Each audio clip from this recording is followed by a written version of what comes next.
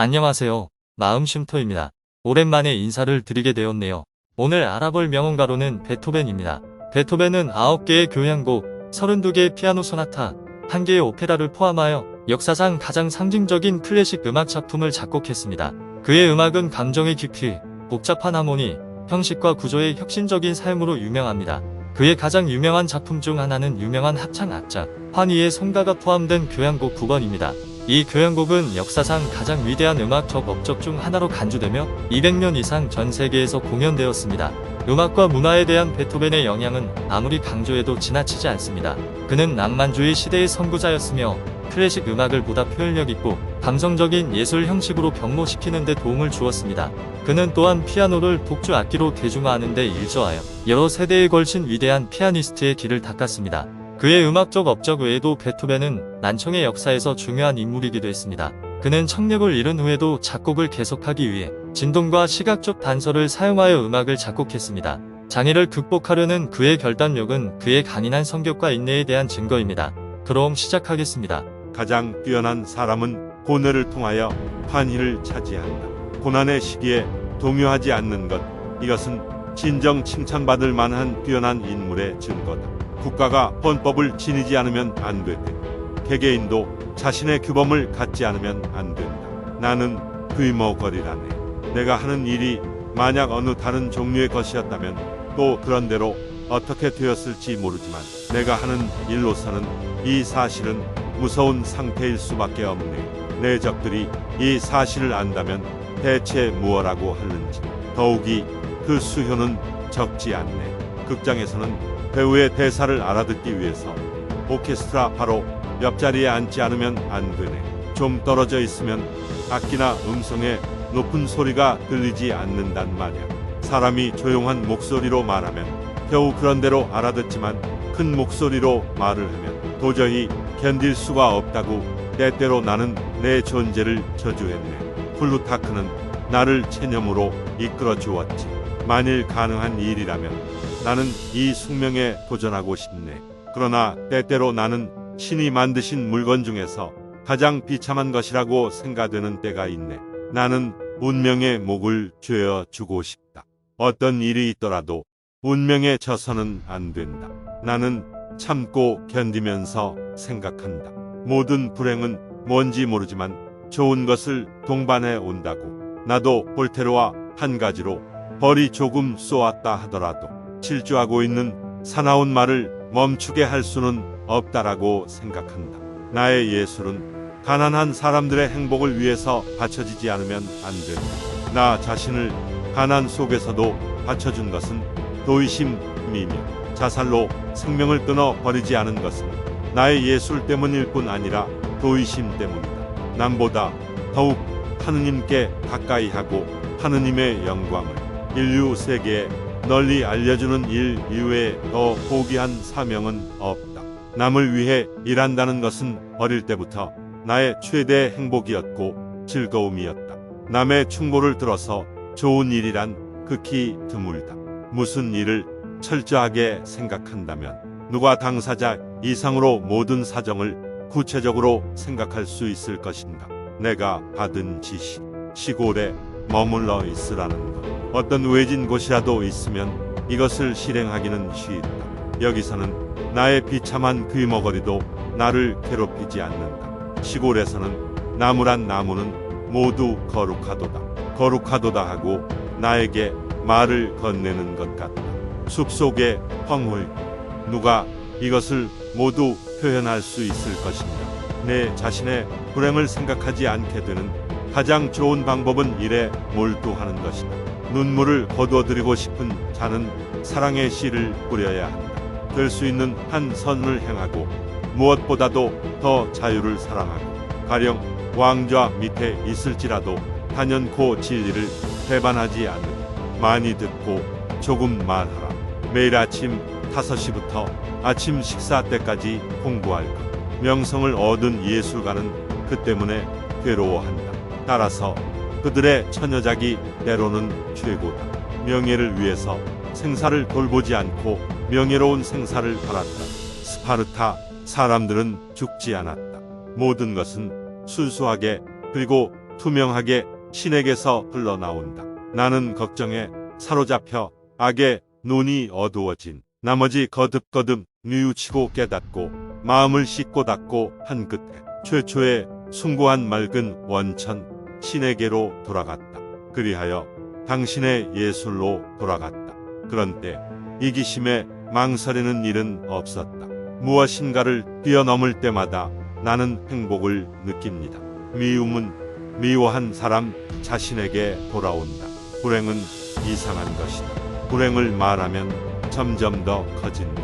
그 원인과 그것이 미치는 범위를 올바로 이해하는 것만이 불행을 이겨낼 수 있는 길이 된다. 사람은 무엇인가 좋은 일을 할 수 있는 동안에는 자살 등을 생각해서는 안 된다. 좋은 일을 함으로써 삶의 보람을 찾아야 한다. 생명은 소리의 진동과도 같소. 그리고 인간은 변화기회다. 땅에 너무 떨어뜨리면 진짜 소리는 사라지고 마오. 그리고 다시는 그전처럼 울리지 않고 불쾌감밖에는 주지 않을 거요. 그 소리가 다른 소리와 함께 울리더라도 귀에는 달갑게 안 들릴 테고 맑게 가락이 맞던 합창은 불협 화음으로 흩어질 거외다. 세계 질서와 미미에 관해서 밝혀지는 것이 있다면 그것은 신이다. 아름다움도 신을 그 토대로 가진 점에서는 세계 질서와 조금도 다를 것이 없다. 세계 질서가 일반적인 자연 법칙에서 그 근원을 찾을 수 있는 것은 모든 자연이 최고의 예지의 작용이기 때문이다. 신성에 가까이 가서 그것이 가지고 있는 빛을 인류 위에 부어줄 수 있는 이상으로 아름다운 행위는 없다. 아무리 가까운 친구일지라도 자신의 비밀을 털어놓지 말라. 그대가 아직 친구에게 충실하지 못하였는데 그것을 친구에게 요구하는가. 언제나 꿋꿋이 비록 재난 속에 서일지라도 용기에 가득 차 있어야 한다. 시간은 놀라운 일을 태양 아래에 드러내는 수가 종종 있으니 신을 기다릴 수 있으리. 언제나 행위의 동기만을 중요시하여 귀착되는 결과를 생각하지 말라. 대가의 기대를 행위의 결과로 생각하는 사람이 되지 말라. 오직 너의 예술을 위해서 살아라. 지금 너는 귀의 감각 때문에 큰 제약을 받고 있으나 이것이 내가 살아가는 오직 하나의 길이다. 왜 나는 작곡하는가? 내가 마음속으로 지니고 있는 것은 밖으로 표현되지 않으면 안 된다. 그래서 작곡하는 것이다. 음악은 사람의 정신으로부터 불꽃을 뿜어 올리게 하지 않으면 안 된다. 용기. 몸이 아무리 쇠약해지더라도 정신으로 이겨보자. 25세. 그것은 사나이의 모든 것이 결정되는 나이다. 후회를 남겨서는 안 된다. 우정이라든가 그와 비슷한 감정은 나에겐 고통을 의미한다. 가엾은 베토벤, 너에겐 그것으로 좋다. 행복은 외부에서 오는 것이 아니다. 너는 모든 것을 너의 마음 속에서 창조해내지 않으면 안 된다. 오직 관념의 세계 속에서만 너의 친구를 발견할 수 있을 것이다. 음악은 어떠한 지혜, 어떠한 철학보다도 높은 계시다. 나의 음악의 의미를 파악하는 사람은 다른 사람들이 빠져있는 모든 비참에서 벗어날 수 있다. 이렇게 나의 만년의 나날이 지나갔으면 그리고 미래의 인류를 위해서도 헨델, 바하, 글록, 모차르트, 하이든의 초상화가 내 방에 있다. 그것들은 내가 고하는 인내력을 얻는 데 도움이 될 것이다. 이 지상에서는 할 일이 너무 많다. 서둘러라. 인간은 무한한 정신을 지니고 있는 존재다. 그러므로 인간은 고뇌와 기쁨을 똑같이 맛보게 마련이다. 그런 사람 가운데 몇 사람쯤은 기쁨은 고뇌를 통해서 이룰 수 있는 것이라고 말하게 될 것이다. 인간은 아직 무엇인가 착한 일을 할 수 있는 한 스스로 인생을 포기해서는 안 된다라는 글을 읽지 않았더라면 나는 이미 이 세상 사람이 아니었을 것이다. 인내, 또 인내. 그래야만 우리들은 가장 비참한 일에서도 무엇인가 얻는 것이 있을 터이고 신이 우리들의 과오를 용서하실 만한 가치를 지니게 되는 것이다. 자신의 불행을 생각하지 않게 되는 가장 좋은 방법은 일에 몰두하는 것이다. 이유와 진보는 생활 전반에 있어서도 그런 것처럼 예술에 있어서도 그 목표입니다. 우리 현대 예술가가 선인들만큼 건실하지 않다 하더라도 문명의 세련은 적어도 많은 것을 확대했습니다. 정말로 낙숫물이 돌을 뚫는다. 사실 정말로 낙숫물이 돌을 뚫는다. 정원과 자유는 최대의 보배이다. 정원 고요함과 평온, 증오는 그 마음을 품는 자에게 다시 돌아간다. 진리는 현자를 위해 존재하고 미는 느끼기 쉬운 마음을 위해 존재한다. 진리와 미는 서로 포함되어 있으며 서로 보충하는 것이다. 참된 인간이라고 말할 수 있는 인간을 다른 인간과 구분짓는 본질적인 특징은 곤란한 역경을 견뎌내는 점이다. 하이든조차도 베토벤의 잠재적인 천재성을 발견하지 못했다. 학문과 예술만이 인간을 신성에까지 끌어올린다. 훌륭하고 고결한 행동을 하는 사람은 다만 그 한 가지만으로도 불행을 견뎌 나갈 수 있다는 것을 나는 증명하고 싶습니다.